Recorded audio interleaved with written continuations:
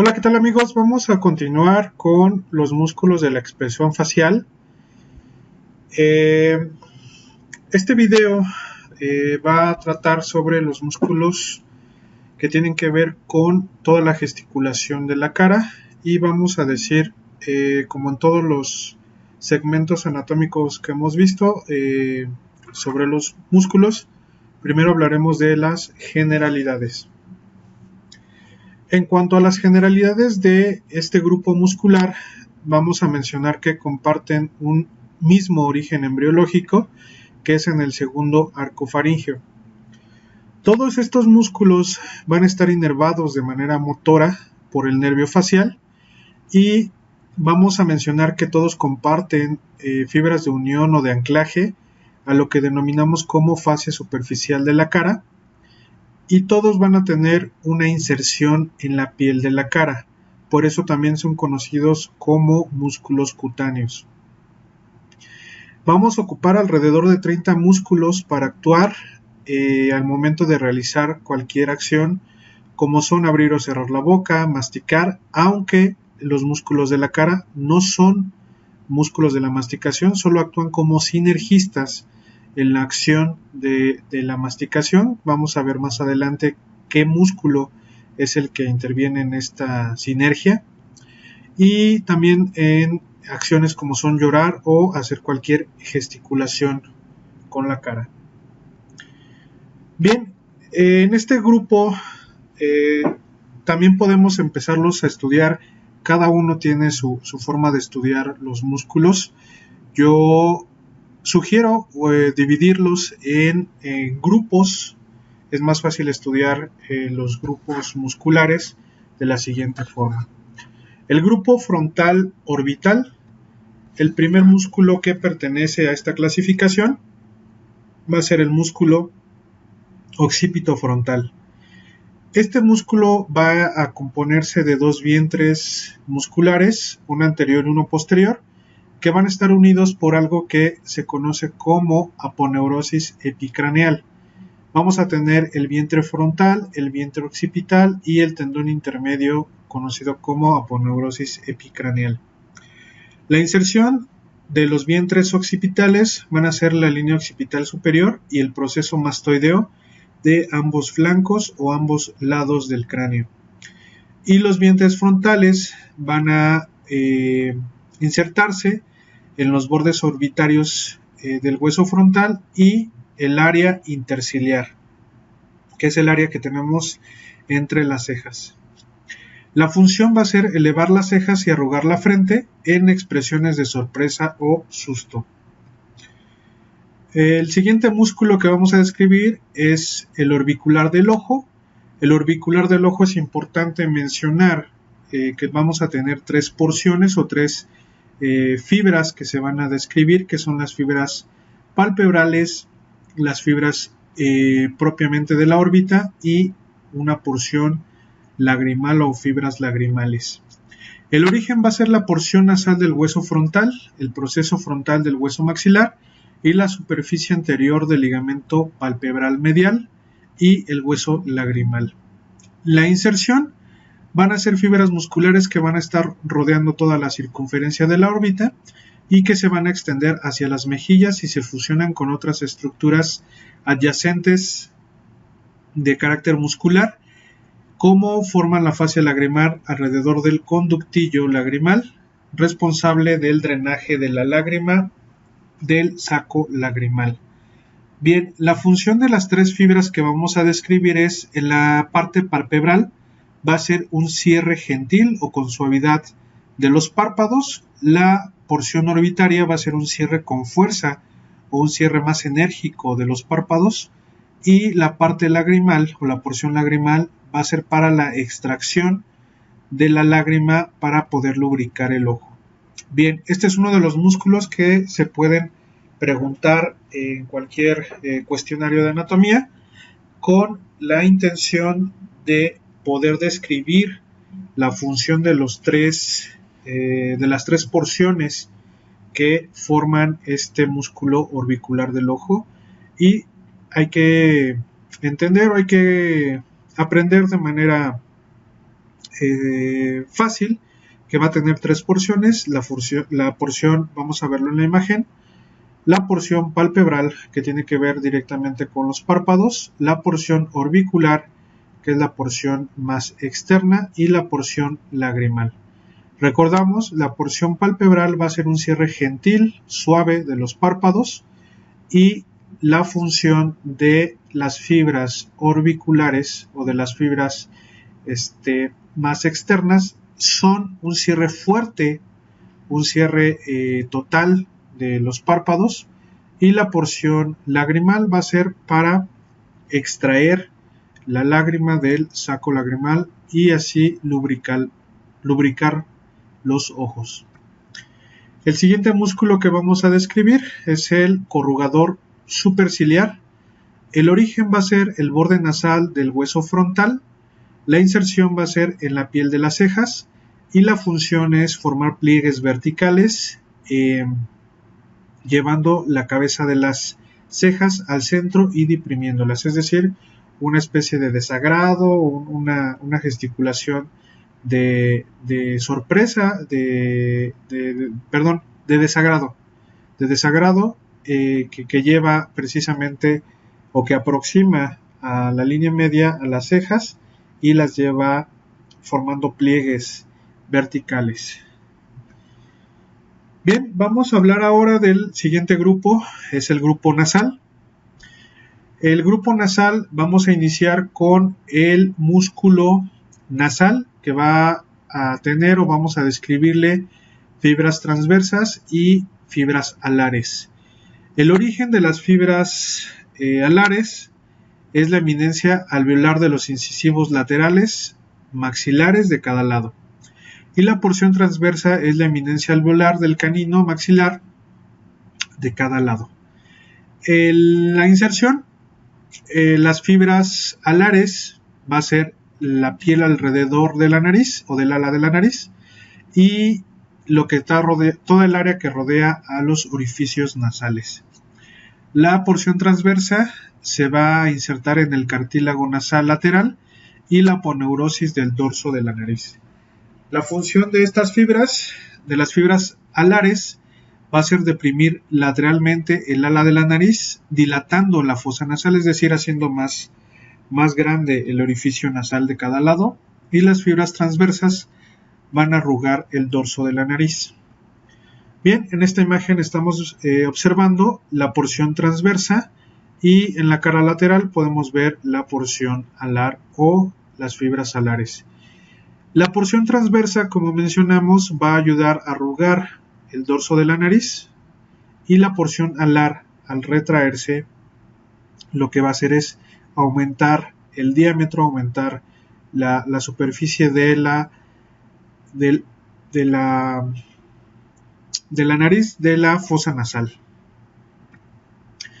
El músculo depresor del septo nasal vamos a tener su origen en la fosa incisiva del hueso maxilar y la inserción va a ser en el ala y base del septo nasal, la parte cartilaginosa del septo nasal. La función es lleva el ala de la nariz hacia abajo, es decir, está deprimiendo el ala de la nariz y también deprime el vértice de la nariz. Aquí tenemos al músculo. Al contraerse, lo que vamos a tener como resultado es una depresión del septo nasal como tal y una ligera apertura hacia inferior de la fosa nasal. El músculo prócer es un músculo que vamos a tener el origen en el hueso nasal y cartílago nasal de cada lado. La inserción va a ser en la piel cercana a la glabela. Recordemos, la glabela es un punto craniométrico que mencionamos en las normas de cráneo, principalmente en la norma anterior, y es el área que comprende o el área que se encuentra entre ambas cejas. La función de este músculo va a ser fruncir el ceño y arrugar el dorso de la nariz en una gesticulación de desagrado. Vamos a hablar o entramos al grupo oral, los músculos que tienen que ver con la cavidad oral. El primer músculo que vamos a describir es el depresor del ángulo de la boca. El origen va a ser la base de la mandíbula bajo el orificio mentoniano. La inserción es importante aquí, antes de que continuemos con el video, mencionar que todos los grupos que tienen que ver, o el grupo oral, todos los músculos que tienen que ver con la boca, van a tener una misma inserción. Esta inserción va a ser las fibras del músculo orbicular de la boca. Estas fibras del orbicular de la boca van a recibir la inserción de todos los músculos que tienen que ver con la cavidad oral para precisamente poder elevar, deprimir o abrir el ángulo de la boca. Bien, entonces la inserción, recordamos que son las fibras del músculo orbicular de la boca a la altura del ángulo de la boca. ¿Cuál es la función de este músculo? Pues descender el ángulo de la boca en gesticulaciones que tengan que ver con tristeza. El músculo depresor del labio inferior va a tener un origen en la línea oblicua de la mandíbula y la inserción, como mencionamos, van a ser en el músculo orbicular de la boca a la altura del labio inferior de cada lado. La función es deprimir el labio inferior. El músculo mental o mentoniano va a tener un origen en la línea oblicua de la mandíbula y la inserción va a ser sobre la piel del labio inferior, fusionado con las fibras del músculo orbicular de la boca. La función es llevar el labio inferior hacia abajo y ligeramente hacia un lado, con expresiones, o lo podemos ver en expresiones que tengan que ver con ironía. El músculo risorio va a originarse de la fascia del músculo macetero y la inserción va a ser en la piel de la comisura de los labios, cercano a el ángulo de la boca. La función es retraer el ángulo de la boca en forma horizontal. Como vemos, este músculo está ligeramente horizontal y su inserción en el ángulo de la boca, lo que nos está haciendo, o lo que como función va a ser aumentar el diámetro de la boca, lo que podemos ver en sonrisas tenues o en sonrisas neutras, donde únicamente lo que hacemos es, sin abrir la boca, una sonrisa. El músculo cigomático menor va a tener un origen en el cuerpo del hueso cigomático y la inserción va a ser en las fibras del músculo orbicular de la boca a nivel de la fosa canina de cada lado. La función va a ser elevar el labio superior y va a ser abductor del ángulo de la boca. Es decir, este músculo, al contraerse de un solo lado, lo que va a hacer es alejar el ángulo de la boca de la línea media. Ese movimiento, recordemos que se conoce como abducir, o sería en este caso un abductor del ángulo de la boca. El siguiente músculo es cigomático mayor. El origen es igual en el cuerpo del cigomático, pero también va a tener una extensión hasta la unión temporocigomática y la inserción va a ser en las fibras del músculo orbicular de la boca, y también tiene la función de elevar el labio superior y abductor del ángulo de la boca. Bien, el músculo elevador del labio superior y ala nasal, vamos a tener dos porciones, una porción oblicua y una porción descendente. La porción oblicua tiene que ver o está en relación con el ala de la nariz, y la porción descendente directamente con el labio superior. El origen va a ser el borde infraorbitario inferior y hueso nasal de cada lado, y la inserción de la porción oblicua va a ser cartílago nasal lateral y ala de la nariz, aquí lo tenemos, y la porción descendente van a ser las fibras del orbicular de la boca. La función de la porción o de las fibras oblicua va a ser aumentar el tamaño de la fosa nasal de cada lado. Al retraerse o al contraerse este músculo, lo que hace es aumentar el diámetro o el espacio de las fosas nasales o fosa nasal de cada lado. y la porción descendente va a ser elevar el labio superior. La porción descendente es su función elevar el labio superior. Bien, el músculo elevador del ángulo de la boca, su origen va a ser inferior al orificio infraorbitario de la maxila y va a tener una inserción en las fibras del músculo orbicular de la boca, muy cercano a la piel del ángulo de la boca. La función va a ser elevar el ángulo de la boca. El músculo orbicular de los labios, como ya lo mencionamos, es el principal músculo que va a recibir la inserción de ya sea elevadores o depresores del labio superior o inferior. Y el origen va a ser los procesos alveolares tanto maxilares como mandibulares, y la inserción va a ser en la piel del orificio bucal. La función va a ser cerrar los labios y también los puede hacer sobresalir. Sirve como inserción para varios músculos, como lo hemos mencionado, tanto elevadores como depresores. Vamos a hablar ahora del músculo buccinador.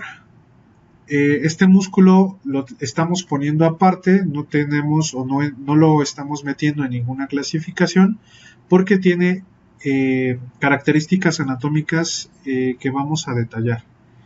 El origen van a ser los procesos alveolares, maxilares y mandibulares y el rafé pterigomandibular. La inserción vamos a tener una decusación de fibras, es muy importante la decusación de fibras, ahorita lo vamos a describir en la imagen del músculo. Las fibras mandibulares se van a insertar en el orbicular de los labios. Las fibras maxilares se van a insertar en el orbicular también de los labios, pero vamos a poner atención en lo siguiente. Las fibras mandibulares van a ir a las fibras del labio superior, es importante recordar esto, y las fibras maxilares van a ir a la porción del labio inferior. Por eso decimos que tienen una decusación, es decir, las fibras que son inferiores, estamos hablando de las mandibulares, van a tener un cruce y van a tener o formar una inserción superior, y vamos a tener las fibras superiores o maxilares van a tener una decusación, un cruce para tener una inserción inferior. Bien, la función principal de este músculo buccinador va a ser mantener las mejillas contra los arcos alveolares y conserva el alimento entre los dientes para masticar. No es un músculo de la masticación, es un sinergista para la masticación. Un detalle anatómico también importante es este músculo es perforado por el conducto parotidio. La parótida es la glándula o la principal glándula productora de saliva y va a ser perforado a nivel del segundo molar superior. Bien, vamos a verlo en la imagen. Habíamos mencionado que las fibras maxilares y las fibras mandibulares, si nosotros dividimos en tercios este músculo, vamos a encontrar la decusación de las fibras más o menos en el tercio anterior. Un tercio anterior vamos a encontrar la decusación, donde la inserción de las fibras mandibulares o inferiores van a cruzarse para tener la inserción directamente sobre el labio, cercano al labio superior, en el orbicular de la boca, y las fibras superiores o maxilares van a tener un cruce para tener la inserción o para formar la inserción inferior en las fibras del orbicular de la boca del labio inferior o la porción inferior. Y aquí tenemos la emergencia o cómo está penetrando el conducto parotidio a nivel del segundo molar superior. Bien, vamos con el grupo auricular. El grupo auricular pertenecen tres músculos pequeños de los que realmente todas las personas no tenemos un control motor consciente. Son músculos que ocupábamos o son músculos de un remanente evolutivo que tenían que ver con la conducción o con el movimiento de la oreja o del pabellón auricular para poder dirigirlo ya sea anterior, hacerlo posterior, para poder dirigirlo hacia el sonido. Bien, el origen va a ser la fascia temporal en las porciones anterior, media y posterior, y la inserción va a ser en la piel cercana al pabellón auricular de sus porciones anterior, media y posterior. La función va a ser mover el pabellón auricular en distintos ejes, ya sea anterior, cefálico y posterior, como les mencioné. Bien, vamos a ver el último músculo de la expresión facial, que es el grupo del cuello, y vamos a hablar del músculo platisma o músculo cutáneo del cuello. El origen es la fascia que recubre la porción superior del pectoral mayor y músculo deltoides, y la inserción es el borde inferior de la mandíbula, algunas fibras posteriores fusionadas con los músculos adyacentes del ángulo y porción inferior de la boca, y la función es retraer y comprimir el ángulo de la boca. Bien, aquí terminamos el video que tiene que ver con los músculos de la expresión facial o músculos de la mímica, también conocidos, o de la expresión facial. Estos músculos tienen varias características anatómicas que los hacen complejos, pero para su estudio yo les recomiendo estudiar la primera diapositiva en esta presentación, que nos habla sobre las generalidades y las características de este grupo muscular. Importante nada más, más allá del origen y la inserción, recordar la función que tiene el músculo, así como las características anatómicas que pudieran llegar a preguntarnos, como son en el orbicular de los ojos, el orbicular de la boca, el músculo buccinador, que son, a mi parecer, los músculos más preguntables por las características anatómicas que ya describimos. Muchas gracias, nos vemos en el siguiente video.